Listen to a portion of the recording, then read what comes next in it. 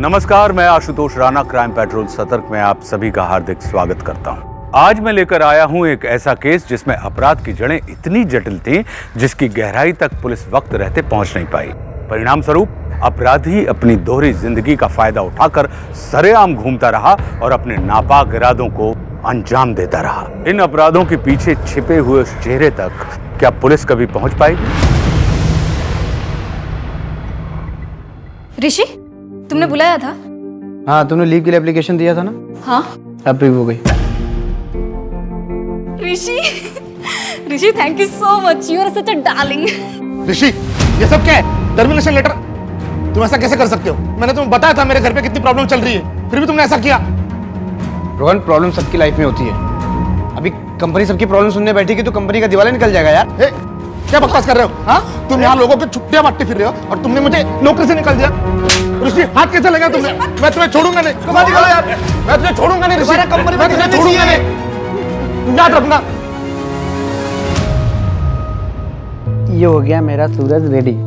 ममता जल्दी करो यार, लेट हो रहा है, मंडे ट्रैफिक हो जाएगा। हाँ हाँ, आ गई। कैसी लग रही हो? अच्छी लग रही है। बस ममता ये गजरा निकाल दो यार, प्लाजा होटल में सही नहीं रहेगा। सरप्राइज! हैप्पी बर्थडे दीदी। Thank you. हैप्पी बर्थडे भाभी।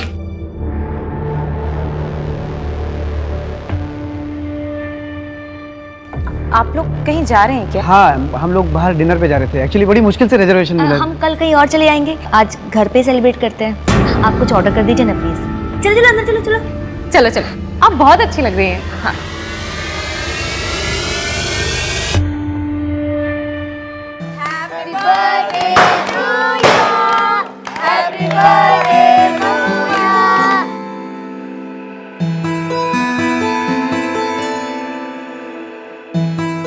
ऋषि, तेरा वो क्रिप्टो करेंसी का रेट कितना बढ़ा? कल तक बढ़ा हुआ था यार, लेकिन आज थोड़ा मार्केट डाउन है। मार्केट है, ऊपर नीचे होता रहता है, लेकिन डिजिटल करेंसी इंडिया का फ्यूचर है। सही है यार।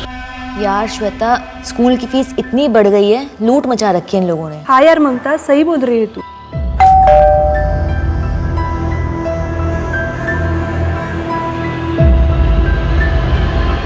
कहाँ है मेरी ब्यूटीफुल भाभी?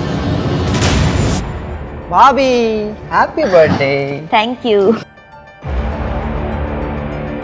अच्छा, ये करण को कैसे पता चला तुम्हारा बर्थडे है? मुझे कैसे पता ऋषि? मैंने थोड़ा ना बताया है।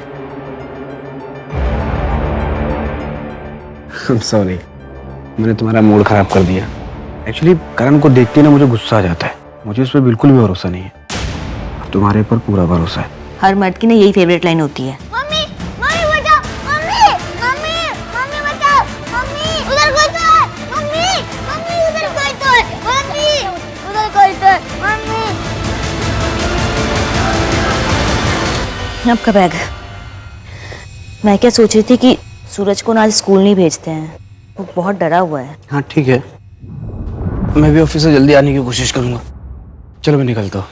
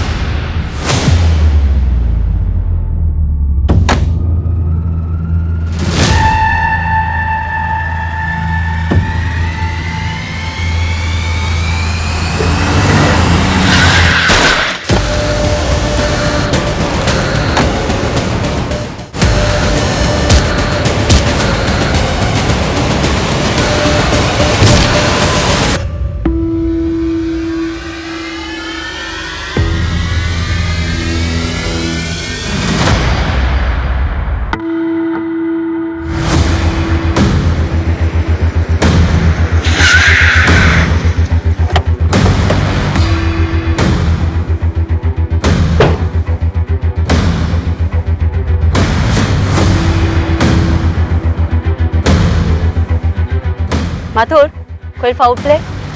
नहीं मैडम, विक्टिम का नाम ऋषि व्यास था, एक एड एजेंसी में मार्केटिंग हेड था। एक काम करो, फैमिली को इन्फॉर्म कर दो और एक्सीडेंटल डेथ रिपोर्ट फाइल कर दो। Okay madam.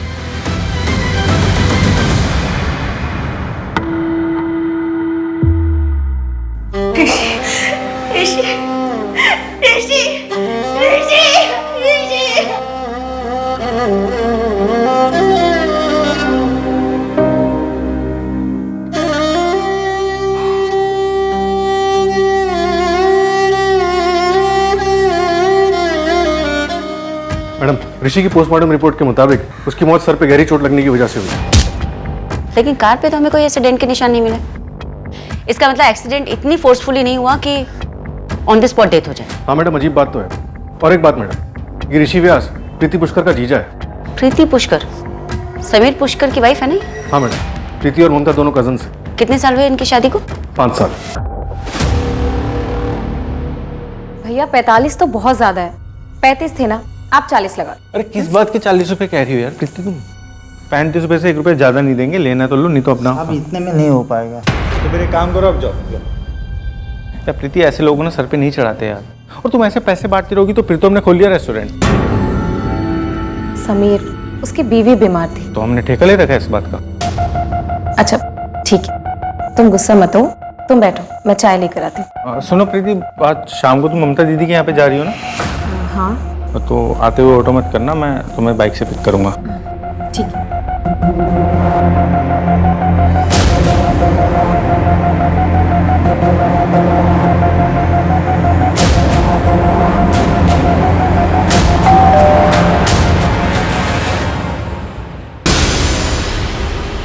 समीर, अरे मटर मिले या नहीं? हाँ मिल गए। ना ना जल्दी, कब से ऋषि ने बोला मटर पनीर बनाने के लिए। चल अंदर चल, आजा आजा। आज तू बच गई। मैंने समीर को बोल दिया था कि मैंने तुझे मटर लेने के लिए भेजा हुआ है। तू समीर को सब सच क्यों नहीं बता देती? देख, ये सब करेगी ना तो तेरी शादी नहीं चल पाएगी। ये लीजिए आपकी चाय। Thank you. मैं क्या कह रहा था प्रीति, वो थोड़ा सा ना इस बार प्रॉब्लम हो गई है इस मंथ में। इस बार 20,000 रुपये हो पाए, थोड़ा मैनेज कर लो ना। सिर्फ 20,000? इतने में कैसे होगा? ऊपर से वो काम वाली बाई, उसे भी अपनी पगार बढ़ानी है। उसको क्यों बढ़ानी है पगार? उसने क्या किया ऐसा? बाकी जगह पे उसकी पगार बढ़ी हुई है, अगर हमने नहीं बढ़ाई ना तो वो काम छोड़कर चली जाएगी। एक काम करो, तुम उसकी पगार बढ़ा दो, इसमें थोड़ा मैनेज कर लो। नहीं हो पाएगा तो एफडी तोड़ देंगे, और क्या।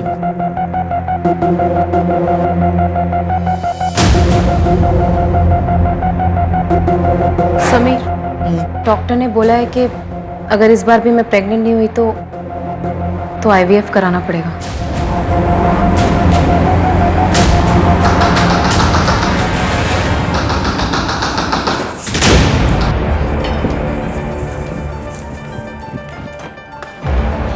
अरे समीर, वो माँ को हार्ट अटैक आया था। बगल वाले मिश्रा जी ने माँ को एडमिट किया है हॉस्पिटल में। मैंने मेरे पास जितने पैसे थे उतने मिश्रा जी को दे दिए, लेकिन तुझे तो पता है कि मेरे धंधे की हालत क्या है। भैया कल सुबह आ जाते, इतनी रात में। प्रीति क्या बोल रही हो? चुप रहो भैया, आपने ठीक किया। प्रीति एक काम करो, जो मैंने तुम्हें पैसे दिए वो जल्दी लेके जाओ। जाओ ना, मुंह क्या देख रही हो? जल्दी जाओ ना यार।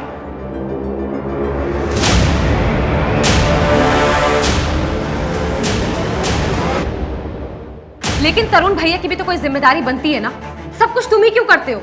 समीर, तुम समझते क्यों नहीं हो कि अगर हमें आईवीएफ कराना पड़ा तो बहुत खर्चा आएगा, ऊपर से बच्चा पालने की जिम्मेदारी भी तो होगी। इसलिए अपने आप को दिन रात घिस रहा हूँ ताकि अपने रेस्टोरेंट खोलने का सपना पूरा कर सकूं। मुझे नहीं चाहिए कोई रेस्टोरेंट, ये मेरा सपना कभी नहीं था। समझ में आया तुम्हें? तुम अच्छी कुक हो, इसलिए मैंने रेस्टोरेंट खोलने का फैसला किया था। हाँ, ये फैसला तुम्हारा था, मुझसे पूछा तुमने? मुझे नहीं बनना कोई शेफ, समझ में आया? ठीक है, फिर मुझे भी नहीं करनी जॉब, नहीं रहना मुझे ऑफिस में, नहीं करना एक्स्ट्रा आवर्स काम, नहीं सुननी मुझे बॉस की गाली। करता हूँ ना मजबूरी में, नहीं करना चाहता हूँ। इतना अपसेट और डिप्रेस रहता हूँ, फ्री पिज्जा के नाइट में स्टैंड अप कॉमेडी करता हूँ। क्यों? क्योंकि मुझे घर चलाना है। और एक बात याद रखना प्रीति, आगे से मेरे घर वालों को एक शब्द मत बोलना तुम बस।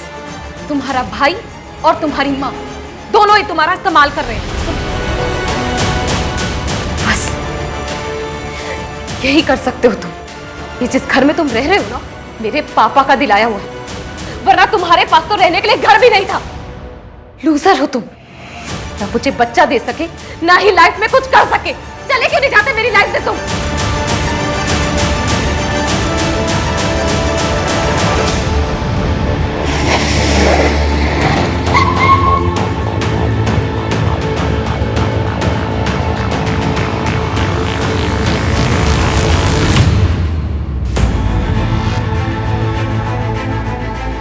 बॉडी को नीचे उतार।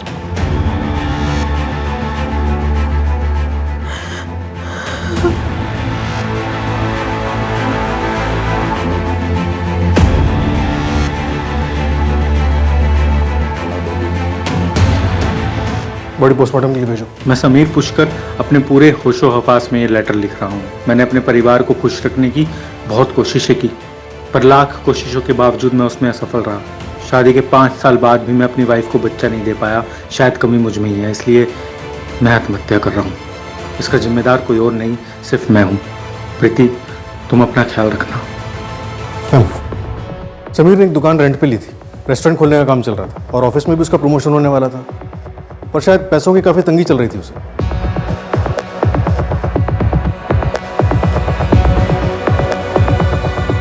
प्रीति, मैं तुम्हारी हालत समझ सकती हूँ, लेकिन हमें इस सुसाइड लेटर से मैच करने के लिए समीर के हाथों लिखा हुआ कोई भी किताब, अकाउंट बुक, कुछ भी जिसमें कुछ लिखता हो, ऐसा कुछ मिल सकता है? समीर की एक डायरी है जिसमें वो अपने स्टैंड अप कॉमेडी की स्क्रिप्ट लिखता था। प्लीज।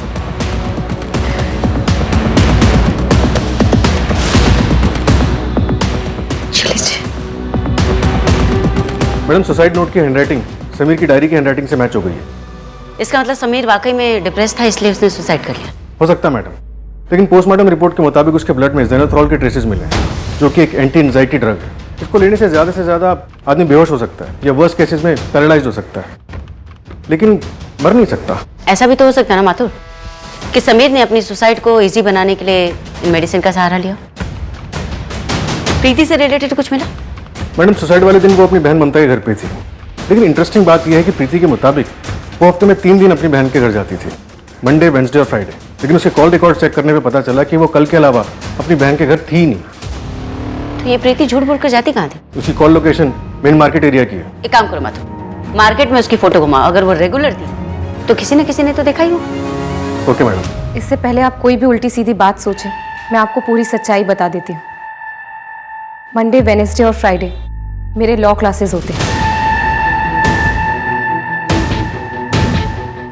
ये मनीष है, मेरा फ्रेंड, लॉ क्लासेस में मेरे साथ ही पढ़ता है।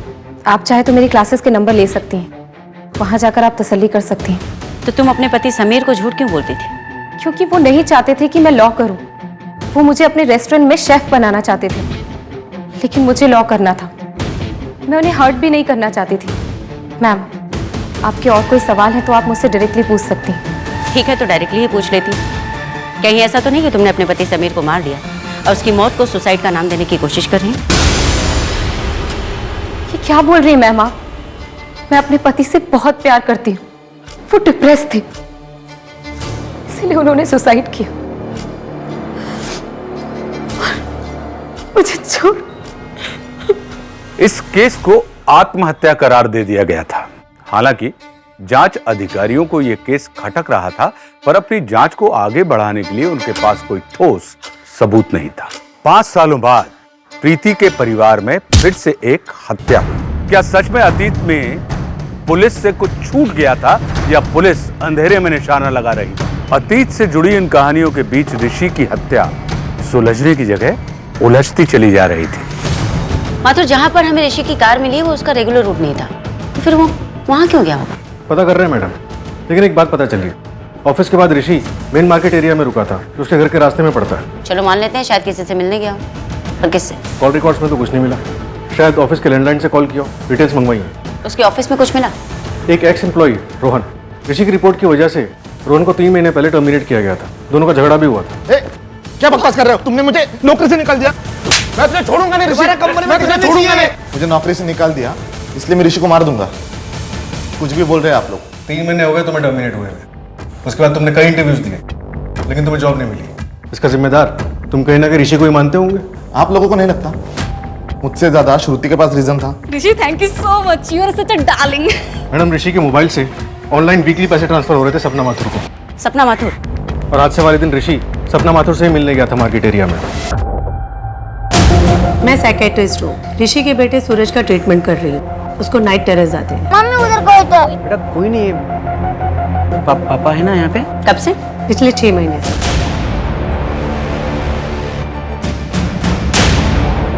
मैडम रोहन सही कह रहा था, श्रुति ने ऋषि के खिलाफ सेक्सुअल हैरेसमेंट का केस फाइल किया था Rishi thank you so much, you are such a darling. और उसको 2 महीने बाद श्रुति को कंपनी से निकाल दिया गया। फिलहाल उसका एड्रेस ट्रेस कर रहे हैं, उसने शहर चेंज किया। मैडम एक बात है, प्रीति की शादी कर ली मैडम। गुड, लाइफ में मूव ऑन हो गई। लेकिन मैडम उसने मनीष से शादी की। ये मनीष है मेरा फ्रेंड। ये प्रीति और कितने दिन रहने वाली यहाँ पे? धीरे बोलो, अभी अभी तो आई है वो, अभी तो उसके पति ने आत्महत्या की है। तो क्या विधवा आश्रम खोल रखा है मैंने? और अभी भी का क्या मतलब है? महीना भर हो गया उसके पति को मर के। अगर इतनी परेशानी है ना तो मैं रेंट पे कर दूंगी, कोई एहसान नहीं चाहिए आपका। प्रीति कैसे बातें कर रही है तुम? माफी मांगो चलो। अच्छा, अगर ये बोलेंगे तो चलेगा, मैं कोई माफी वाफी नहीं मांगने वाली। प्रीति निकल जा अभी के अभी, इससे पहले मैं तुझे धक्के मार के निकाल दूं। निकल जा।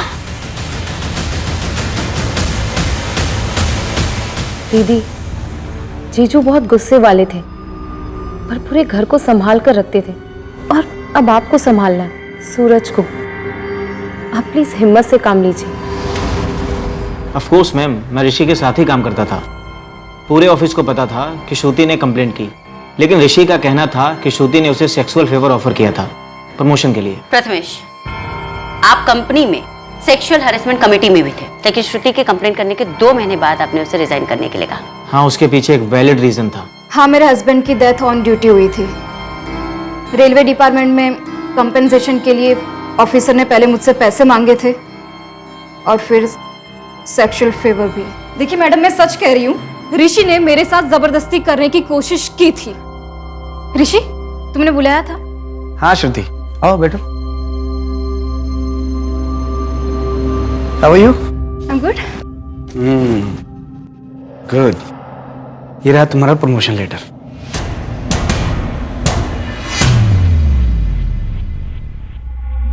ऋषि, thank you so much, you are such a darling. Thank you. तुम डिजर्व करती हो, और उम्मीद करता हूँ कि तुम मुझे खुश करने में कोई कमी नहीं छोड़ोगी। What the hell? क्या बदतमीजी है ये? अरे इसी के लिए तो तुमको इतना बड़ा प्रमोशन दिया। और बाय द वे, सिग्नल तो तुमने ही दिया था। Rishi, yes, you such a darling. दिमाग खराब है तुम्हारा? ऋषि, क्या कर रहे हो? नो।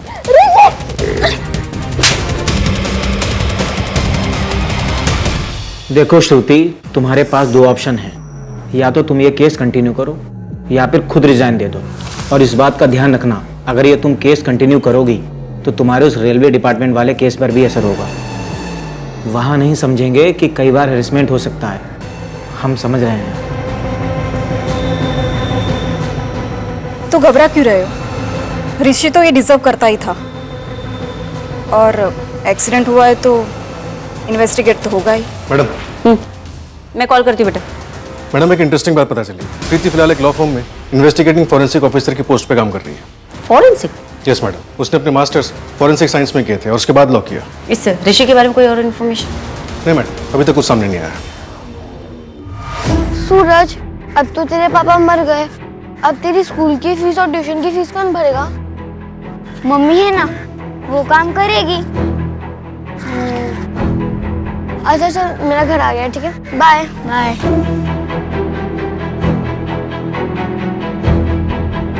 तुम अकेले क्यों आई? कहा था ना मैं आऊंगी लेने। सूरज था मेरे साथ, टीचर को कहीं बाहर जाना था, मैं अकेली कहाँ वेट करती। अच्छा सुनो, फ्रिज में खाना रखा है, खा लेना। अब मैं 1 घंटे के लिए बाहर जा रही हूँ, दरवाजा मत खोलना। हाँ। इसका कितना मिलेगा? इसका तो सिर्फ 20,000 मिलेगा। ठीक है, चलेगा, दे दो।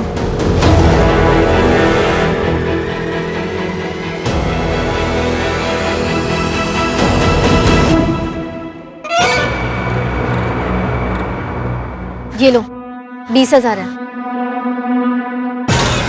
इतने में तो खुद ही कर ले। अच्छा सुनो, प्लीज एक बार मुझे अपने बॉस से मिलवा दो प्लीज। वो किसी से नहीं मिलते। सिर्फ एक बार प्लीज प्लीज। ठीक है, सोमवार 3 बजे यहीं पर।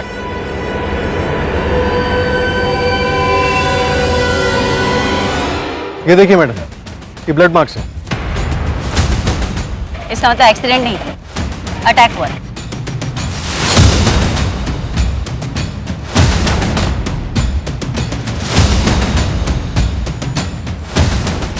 माथुर, यहाँ पर तो बहुत चहल पहल रहती है, किसी ने देखा कैसे नहीं? तब दोपहर का वक्त था मैडम, थोड़ा खाली रहता है। गाड़ी यहाँ पर रुकी होगी तभी ये टायर के निशान। यहाँ पर ऋषि पर अटैक हुआ होगा, ऋषि अपने आप को बचाता हुआ उस पेड़ की तरफ भागा और फिर फाइनली यहाँ पर मर्डर। और उस मर्डर को एक्सीडेंट दिखाने के लिए यहाँ से 2 गली आगे ले जाकर उसे छोड़ा गया। अगर ये सोची समझी साजिश है माथुर, तो कातिल बहुत ही शातिर है। पापा छोड़ो मुझे, छोड़ो पापा, प्लीज छोड़ो मुझे, छोड़ो पापा।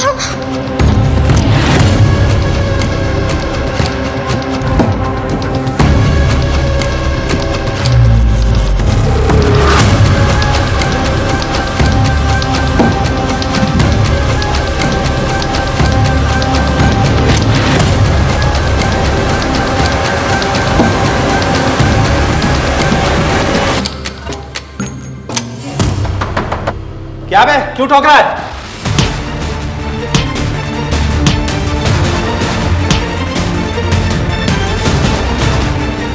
हार्दिक, कौन है ये? तुमने क्या किया इसके साथ? वो इसको मार देता था। क्या हुआ?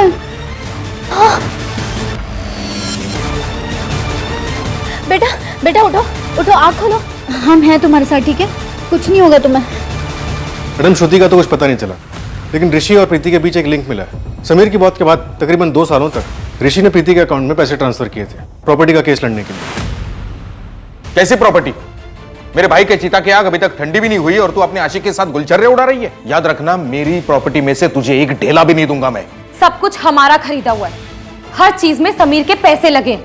अब आज वो नहीं है तो आप हर चीज हड़पना चाहते हैं? ये मैं होने नहीं दूंगी, कोर्ट तक घसीटूंगी आपको। तुझे जहां जाना है वहां जा, लेकिन मैं तुझे एक फूटी कौड़ी नहीं दूंगा प्रॉपर्टी में से।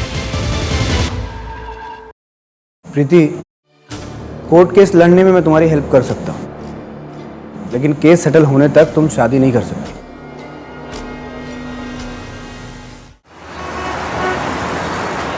कसम से स्वीटी, आने जा रहा है, प्लीज एक बार मिल लो ना। एक बार मैं तुमसे मिलने के लिए कुछ भी कर सकता हूँ, कुछ भी कर सकता हूँ। कुछ भी? हाँ, मैं 3 गुना पैसे दूंगा। एक बार मेरी हो जाओ, 30,000 दूँ। अच्छा 50,000? डन। होटल ब्लू में। ठीक है, परसों रात में 10 बजे मिलो।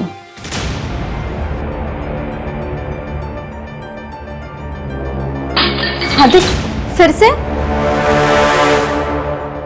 माँ को हार्ट अटैक आया है, बाईपास करना पड़ेगा, बहुत पैसे लगेंगे। तुम टेंशन मत लेना, सब ठीक हो जाएगा। मैडम, ऋषि क्रिप्टो करेंसी में ट्रेडिंग करता था। उसके लिए उसने टोटल 1.5 करोड़ रुपए उठाए थे। 90 लाख घर पे लोन से और 60 लाख दूसरे इन्वेस्टर से। इतनी बड़ी इन्वेस्टमेंट?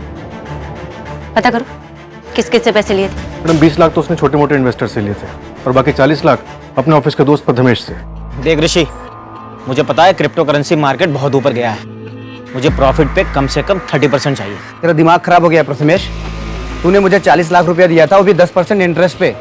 अभी मार्केट में लॉस हो या प्रॉफिट, उससे तेरा कोई लेने देना नहीं है। क्यों नहीं लेना देना भाई? तूने जो प्रॉफिट कमाया ना, मेरे पैसों से कमाया है। क्या कर रहा है? हाँ, ये तेरा 40 लाख 10% इंटरेस्ट के साथ तेरे अकाउंट में आ गया। चेक कर, अभी तेरा मेरे हिसाब क्लियर, ठीक है?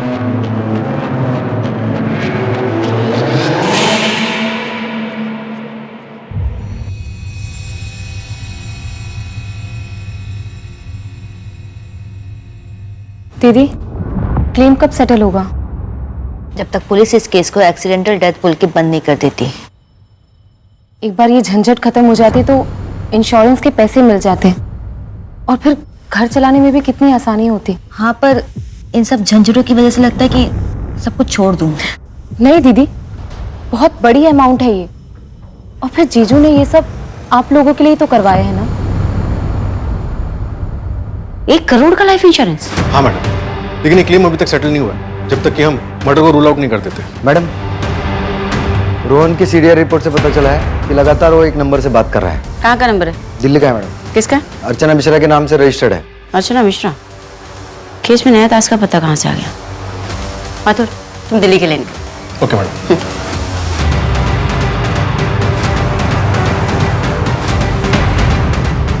श्रुति? जी, आप कौन? अर्चना मिश्रा कौन है? मेरी बड़ी बहन है। पर बात क्या है? हाँ, मैं रोहन के कांटेक्ट में थी, दोस्त है मेरा। पर इसका मतलब ये नहीं कि हम दोनों ने मिलकर ऋषि को मार दिया है। मैंने आपसे ये तो नहीं पूछा। तो पूछेंगी। अब दिल्ली से मुझे यहाँ पे गोलगप्पे खाने के लिए तो बुलाया नहीं होगा। बहुत स्मार्ट है, तो सच भी खुद ही बता दीजिए। सच ये है कि मैंने कुछ नहीं किया। मैं सिर्फ ऋषि की लाइफ हेल बनाना चाहती थी, इसलिए रेजिग्नेशन देने के बाद मैं उसकी वाइफ को मिलने गई थी, जब ऋषि आउट ऑफ स्टेशन था कॉन्फ्रेंस के लिए। ममता, मैं तुम्हें ये बताने के लिए आई हूँ कि तुम्हारा हस्बैंड एक नंबर का लीचड़ इंसान है। उसने मुझे हरास करने की कोशिश की, और जब मैंने उसको मना किया ऑफिस। ये क्या है? ये किसने किया? क्या चाहिए आपको? आप ये बताइए। ऋषि ने किया ना ये? साला कमीना, तुम्हारे साथ भी? देखिए, आप जो भी हैं, मेरे पति के बारे में उल्टा सीधा मत बोलिए प्लीज। ममता, तुम कैसी औरत हो?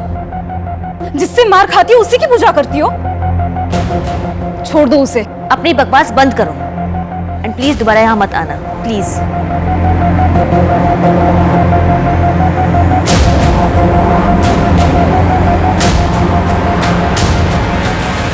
ऋषि ने मुझ पर सिर्फ एक ही बार हाथ उठाया था। क्या मैं जान सकती हूँ क्यों?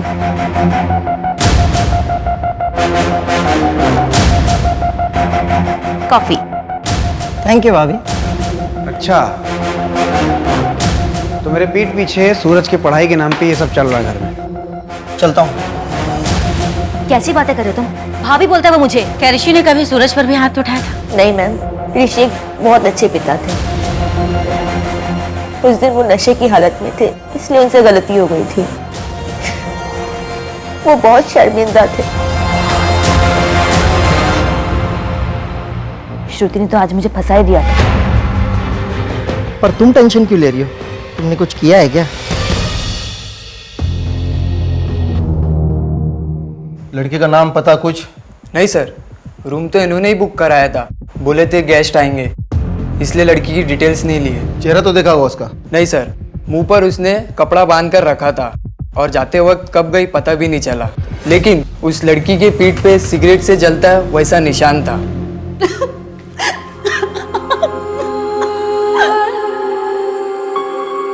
मैडम, 4 लोगों का पता चला है जिनसे ऋषि ने कॉइन्स खरीदने के लिए पैसे उठाए थे। कौन कौन है वो? पुनीत राठौड़, जो उसके कॉलेज का दोस्त है, ऋषि का पड़ोसी पंकज, और उसके दूर के 2 कजन हार्दिक और गणेश। एक काम करते हैं, सबसे पूछताछ शुरू करते हैं। Okay madam. माथुर, मुझे एक डिटेल्स लिखवा के दो। Yes madam.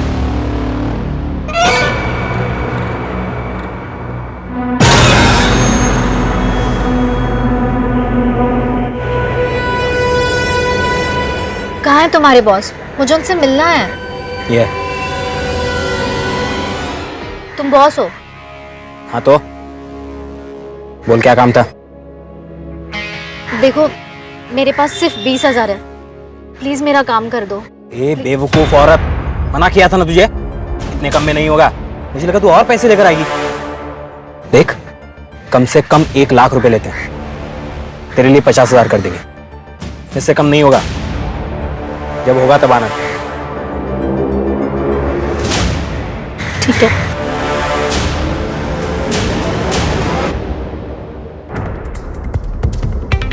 माथुर, ऋषि ने जिन 4 लोगों से पैसे लिए थे, उसमें से तीसरा बंदा है ना? हाँ मैडम, हार्दिक नाम है इसका, और चौथा है गणेश। फिलहाल वो नागपुर में है, वहाँ के लोकल पुलिस को इन्फॉर्म कर दिया, वो लोग पूछताछ करेंगे। जी, हार्दिक पांडे का घर यही है? हाँ, हार्दिक मेरे हस्बैंड है। बुलाइए उन्हें। ऋषि व्यास मर्डर केस को लेकर उनसे कुछ पूछताछ करनी है। लेकिन हार्दिक का तो 20 तारीख को किडनैप हो गया।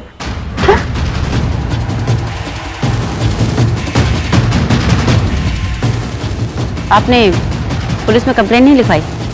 नहीं मैडम, वो लोग ने मुझे धमकी दी थी कि अगर मैंने पुलिस में कंप्लेन की तो वो लोग मेरे पति को जान से मार देंगे।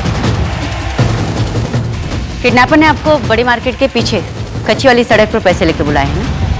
डोंट वरी, हमारी टीम वहां पर पहले से तैनात रहेगी। मैडम, मैंने तो पैसे दे दिए। क्या?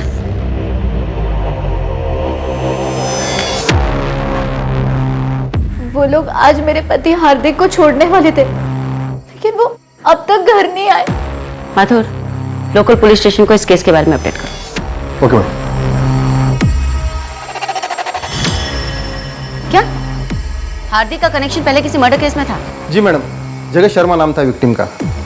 वो एक मल्टीनेशनल कंपनी में काम करता था। छानबीन करने में ये पता चला कि जगत किसी ड्रीम गर्ल नाम की साइट का कस्टमर था और ये ड्रीम गर्ल साइट हार्दिक के नाम रजिस्टर थी। ये तो हनी ट्रैपिंग का केस है। हाँ मैडम, एक लड़की ने मर्डर किया था। हालांकि होटल का कोई भी स्टाफ उसका चेहरा नहीं देख पाया क्योंकि उस लड़की ने अपना मुंह कपड़े से ढका हुआ था। हार्दिक का आईपी एड्रेस हम ट्रैक कर ही रहे थे, उसके पहले ही उसका किडनैप हो गया। माथुर, इस हार्दिक का नाम हमारे यहाँ ऋषि मर्डर केस में भी है और वहाँ जगत शर्मा मर्डर केस में भी। हम उससे सवाल करने वाले होते हैं और वो किडनैप हो जाता है। कहीं ऐसा तो नहीं कि कोई हमें गुमराह करने की कोशिश कर रहा है? मैडम, आप कहना चाहती हैं कि हार्दिक की किडनैपिंग फेक थी? हाँ, प्रीति बोल रही हूँ। मिलो ना एक बार। 1 मिनट का 500 और मिलने का 15,000, और वो भी सिर्फ आपके लिए। अभी आ जाऊंगा, बता रहा हूँ। कहाँ मिलना मुझे बताओ तुम, अभी आता हूँ।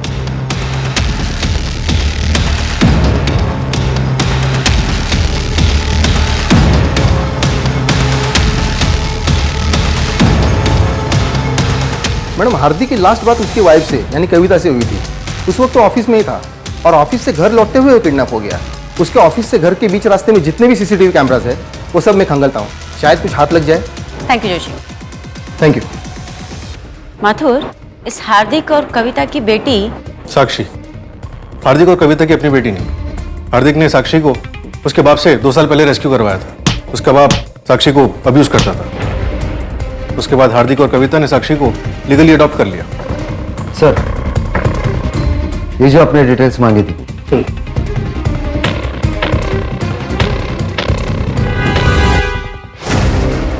मैडम,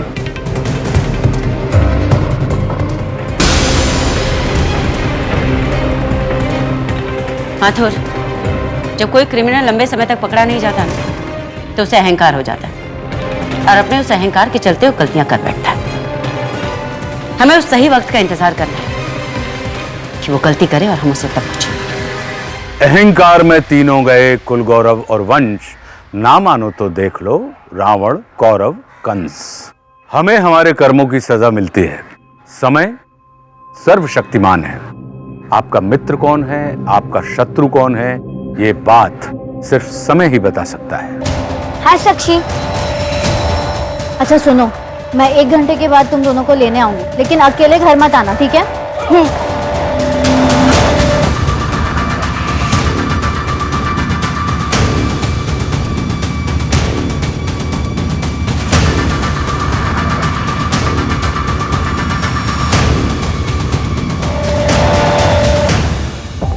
माथुर, मालती, प्रीति की माँ, समीर पुष्कर, प्रीति का हस्बैंड, पंकज ठाकुर, प्रीति का कजिन, संतोष मिश्रा, प्रीति के कजिन का देवर, ऋषि व्यास, प्रीति का जीजा, पीयूष, प्रीति का कजिन, एंड हार्दिक पांडे, ऋषि का कजिन।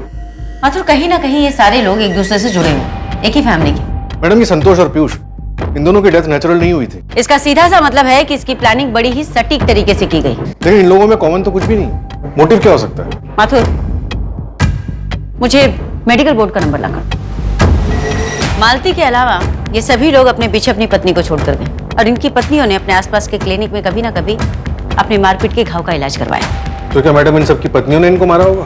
नहीं, एक काम करो माथुर, मुझे कुछ केसेस की फाइल्स चाहिए, उनकी बैकग्राउंड हिस्ट्री भी। इन सभी विक्टिम्स के घर वालों के बैंक स्टेटमेंट निकलवाओ, उनकी डेथ के आसपास के, और मुझे कविता की बेटी साक्षी से भी बात करनी। साक्षी, कुछ बोलो बेटा। अच्छा, डोंट क्राई, डोंट क्राई। मैंने उन्हें पापा समझा था, लेकिन वो मेरे साथ गंदा काम कर देते और माँ को भी किसी और आदमी के पास भेजते थे। साक्षी, ओके ओके,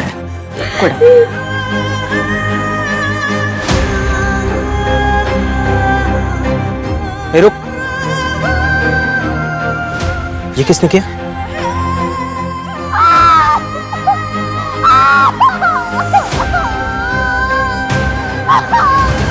माँ को हार्ट अटैक है, बाईपास करना पड़ेगा, बहुत पैसे लगेंगे। तुम टेंशन मत लेना, सब ठीक हो जाएगा। 1 मिनट का 500 और मिलने का 15,000, और वो भी सिर्फ आपके लिए। अच्छा 50,000 ओके।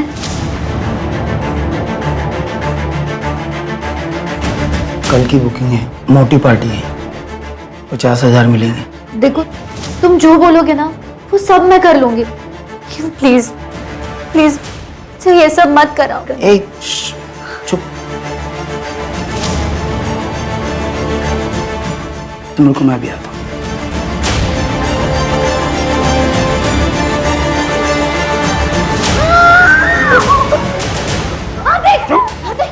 छोड़ो उसे, क्या कर रहे बच्चे? छोड़ो उसे।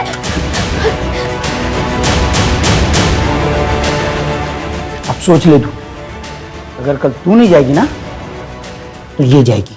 नहीं नहीं साक्षी नहीं, मैं जाऊंगी। हाँ पक्का मैं जाऊंगी, प्लीज उसे छोड़ दो। Good girl.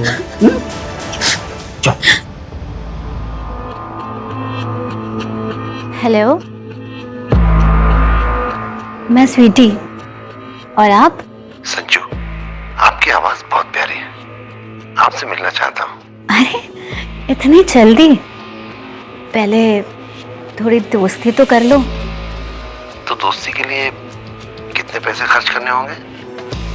अच्छी चीज कीमती होती है संजू। और हर कीमती चीज कैद में रखी जाती है।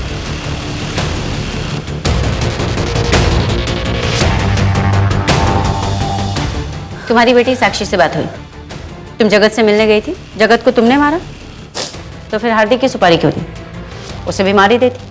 वो मैं हार्दिक के ब्लैकमेल करने की वजह से गई थी, सोचा था उसे मार डालूंगी और पैसे ले आऊंगी, पर मैं हार्दिक को मारने की हिम्मत नहीं जुटा पाई, इसलिए मैंने सुपारी दी थी। किसको दी थी उसकी सुपारी? ये किसने किया?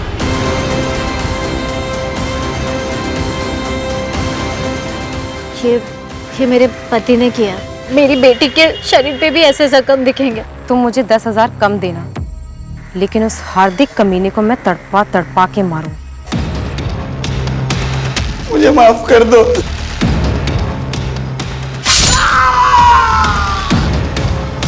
ड्रीम गर्ल की साइट तुम चलाती थी? हार्दिक के मरने के बाद वो साइट मैं चलाती थी। क्यों मारा समीर को?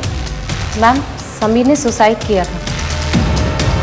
ये लेटर जो समीर ने अपनी छुट्टी के लिए अपनी कंपनी को लिखा था, उसकी ओरिजिनल हैंडराइटिंग, ये उसका सुसाइड नोट,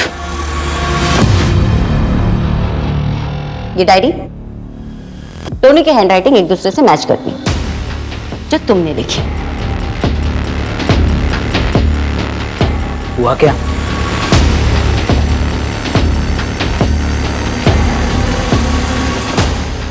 तुम सोच रहे हो कि हमें कैसे पता चला? तुम्हारे हाथों लिखा गया महानगर पालिका के लिए लेटर, यानी कि तुम्हारी ओरिजिनल हैंडराइटिंग, जो सुसाइड नोट और उस डायरी से मैच करती है जिसे तुमने समीर की डायरी बताई थी। जब हमें पता चला कि तुमने फॉरेंसिक में मास्टर्स किए, तो हमने अपनी इन्वेस्टिगेशन के दायरे बदल दिए। अब बताओ समीर को क्यों मारा? और ऋषि को भी तुमने ही मारा ना? वो तो अच्छा इंसान था ना? अच्छा इंसान? ऋषि शराब के नशे में मुझे हर रोज पीटता है। प्रीति, मुझे उससे छुटकारा चाहिए। मैं तुम्हें 4 लाख तक दूंगी। जिस तरह से तुमने अपने पति से छुटकारा पाया है, मुझे भी दिला दो please.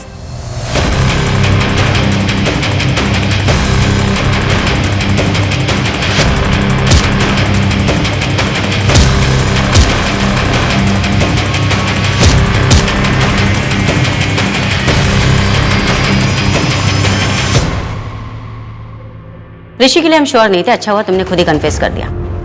Suicide, poison, fake kidnapping, accident और फिर मर्डर। इतनी सब प्लानिंग क्यों? किस लिए? हमें गुमराह करने के लिए या पैसे के लिए? पैसे और सेटिस्फेक्शन दोनों के लिए। सोशल सर्विस कर रही थी मैं। ऐसे पतियों को जीने का कोई हक नहीं जो अपनी पत्नियों पर जुल्म ढाते हो। तो तुम in house husband killer. Domestic violence गलत है, लेकिन उसके लिए कानून व्यवस्था है। उनके खिलाफ केस हो सकता है, कानून उन्हें उनकी सजा देता। तुम होती कौन हो? डोमेस्टिक वायलेंस के कितने अपराधी जेल में रहते हैं मैडम।